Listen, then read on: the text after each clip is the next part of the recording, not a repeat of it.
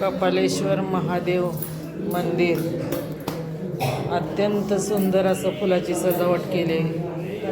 रुद्राक्षाच्या माळांनी त्याला वेढलेला आहे.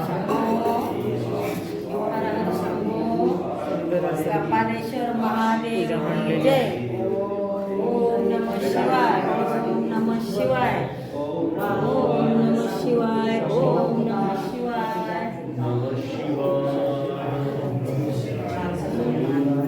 शंभो कपालेश्वर महादेव